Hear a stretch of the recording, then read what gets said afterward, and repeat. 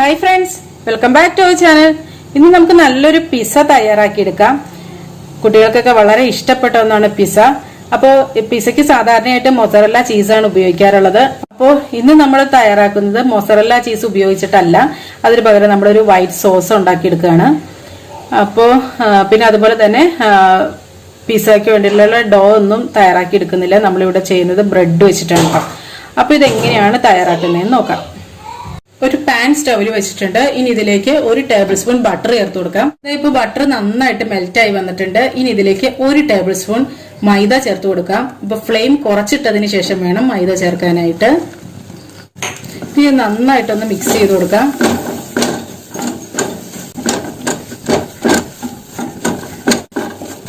ഇപ്പൊ മൈദയുടെ പച്ചമണമൊക്കെ ഒന്ന് മാറിക്കഴിയുമ്പോൾ ഇതിലേക്ക് 1 കപ്പ് പാല് ചേർത്ത് കൊടുക്കാം. ഇനി ഫ്ലെയിം കൂട്ടിയിടുക. എന്നിട്ട് ഇത് നല്ലപോലെ ഒന്ന് കുറുക്കിയെടുക്കണം.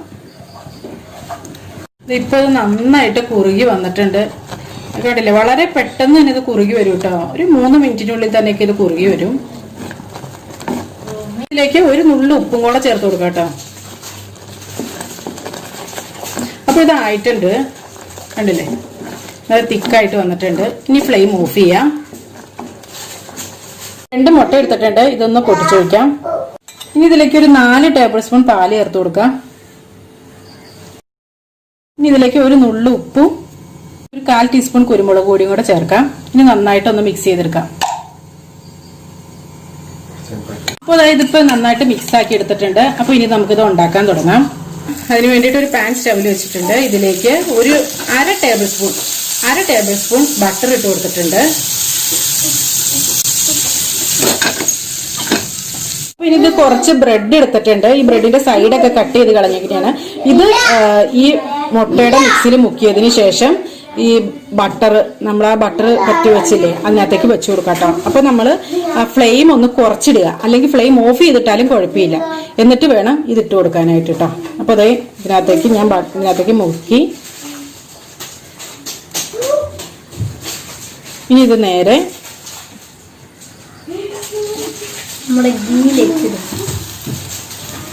അപ്പൊ ഇനി ഞാൻ ഫ്ലെയിം ഓഫ് ചെയ്യും കേട്ടോ. എന്നിട്ട് കുറച്ചിടണം, അല്ലെങ്കിൽ ഓഫ് ചെയ്യണം.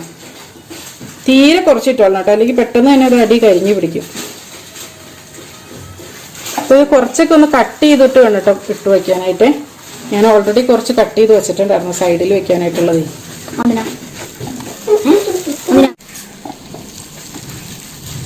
ഇത് ഏകദേശം ഒരു റൗണ്ട് ഷേപ്പിലായിട്ട് ഒന്ന് എടുത്തോളൂ കേട്ടോ.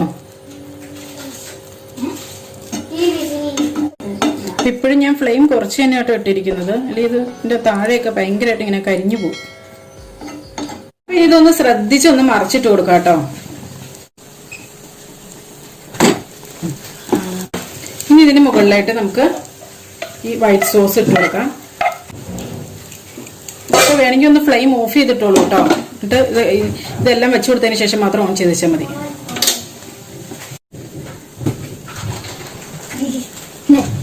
ഇതിന് മുകളിലായിട്ട് ടൊമാറ്റോ സോസോ അല്ലെങ്കിൽ പിസ്സ സോസോ ഉണ്ടെങ്കിൽ പിസ്സ സോസ് ചേർക്കാം, അല്ലെങ്കിൽ ടൊമാറ്റോ സോസ് ചേർത്ത് കൊടുക്കാം കേട്ടോ. ഇതിലേക്ക് കുറച്ച് ചില്ലി ഫ്ലേക്സ് ഇട്ട് കൊടുക്കാം. ഈ ചില്ലി ഫ്ലേക്സിന്റെയും അതുപോലെ ടൊമാറ്റോ സോസിന്റെ ഒക്കെ വീഡിയോ നമ്മൾ നേരത്തെ തന്നെ അപ്ലോഡ് ചെയ്തിട്ടുണ്ട് കേട്ടോ. അപ്പോൾ ഒരുപാടൊന്നും ഉരുണ്ട, കാരണം കുട്ടികൾക്ക് കഴിക്കാനുള്ളതാണെങ്കിൽ ഇത് ശരിക്കും ഈ ചില്ലി ഫ്ലേക്സ് ഇട്ടിട്ടുണ്ടെങ്കിൽ ഒരുപാട് എരിവായിരിക്കും. അപ്പം അതിനകത്തിരുണ്ട നമ്മൾ സാധാരണയായിട്ട് പിസയിൽ ഇടുന്ന പാപ്രിക്ക എന്ന് പറഞ്ഞ സംഭവമാണ്. അപ്പോൾ അതാകുമ്പോൾ എരിവ് കുറച്ച് കുറവായിരിക്കും. ഇങ്ങനത്തൊക്കെ ഈ ഒരിഗാനോ ഇല്ലെങ്കിൽ അതിന് പകരമായിട്ട് നമുക്ക് തുളസി ലീവ്സ് ഇല്ലേ, അത് കുറച്ച് വച്ചു കൊടുത്താലും മതി കേട്ടോ. ഈ ഒരു ഫ്ലേവർ അത്രയും കിട്ടില്ല, എന്നാലും കുറച്ചൊരു വലിയ കുഴപ്പമില്ലാത്ത രീതിയിൽ കിട്ടും. ഇനി ഇതിന് മുകളിലായിട്ട് നമുക്ക് ഇഷ്ടമുള്ള പച്ചക്കറികൾ ഇഷ്ടമുള്ള രീതിയിലൊക്കെ ഒന്ന് വെച്ചു കൊടുക്കാം കേട്ടോ. ചെറുക്കൻ്റെ ഞാൻ ഇപ്പോൾ കുറച്ച് ക്യാരറ്റ്, തക്കാളി, അതുപോലെ ക്യാപ്സിക്കം ഒക്കെയാണ് കേട്ടോ വെച്ചു കൊടുക്കുന്നത്. ഇത് പച്ചക്കറിയൊക്കെ നമ്മുടെ കയ്യിൽ ഇഷ്ടമുള്ളത് എന്താണോ അതൊക്കെ വെച്ചു കൊടുക്കാം കേട്ടോ. നല്ല കളർഫുൾ ആവാൻ വേണ്ടിയിട്ടാണ് ഇങ്ങനെയൊക്കെ വെച്ചു കൊടുക്കുന്നത്. കുട്ടികൾക്കൊക്കെ ആകുമ്പോൾ ഇഷ്ടംപോലെ പച്ചക്കറികളൊക്കെ വെച്ചു കൊടുത്തോളൂ കേട്ടോ.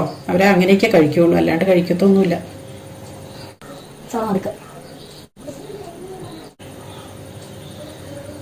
ഒലീവ്സ് ആണ് കേട്ടോ. അപ്പോൾ അതാ നമ്മുടെ അലങ്കാര പണികളൊക്കെ കഴിഞ്ഞിട്ടുണ്ട്. ഇനി ഇതിന്റെ മുകളിലായിട്ട് കുറച്ചൊരു സോസ് ഇട്ട് കൊടുക്കാം കേട്ടോ. ഒരുപാട് ഇടണ്ട, കുറച്ചിട്ട് കൊടുത്തേച്ചാൽ മതി. നമ്മൾ ഈ മൊസറല്ലയൊക്കെ ഇങ്ങനെ എന്താ പറയാ മെൽറ്റായിട്ടിരിക്കില്ലേ എന്ന് പറഞ്ഞ പോലെ ഒരു ലുക്കൊക്കെ വരാനായിട്ട്. ഇതിന് മുകളിലും കുറച്ച് ഒരിഗാനോ ഒന്ന് ഇട്ട് കൊടുക്കാം കേട്ടോ. ഞാൻ ചില്ലി ഫ്ലേക്സ് അധികം ഇടുന്നില്ല, കാരണം നമുക്ക് കുട്ടികൾക്കുള്ളതുകൊണ്ട് ഒട്ടും ഒരുപാട് എരിവായി പോകുന്നേരം. കാരണം ഇതിനെല്ലാത്തിനും ഇപ്പം എരിവുണ്ടല്ലോ ചിരിച്ചേ. അപ്പോൾ ഇനി നമുക്ക് ഫ്ലെയിം ഓൺ ചെയ്ത് ഇതൊരു 5 മിനിറ്റ് ലോ ഫ്ലെയിമിലിട്ടൊന്ന് കുക്ക് ചെയ്തെടുക്കാം.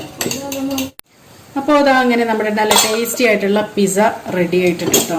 വേണ്ടോ? അപ്പോൾ പിസ്സ ബേസോ അതുപോലെ മൊസറല്ല ചീസോ ഒന്നും ഇല്ലാതെ തന്നെ നമുക്ക് നല്ല ടേസ്റ്റി ആയിട്ടുള്ള പിസ്സ തയ്യാറാക്കിയെടുക്കാം. വളരെ എളുപ്പത്തിൽ തന്നെ തയ്യാറാക്കിയെടുക്കാനും പറ്റും. മാക്സിമം ഒരു 10 മിനിറ്റൊക്കെ മതിയാവും.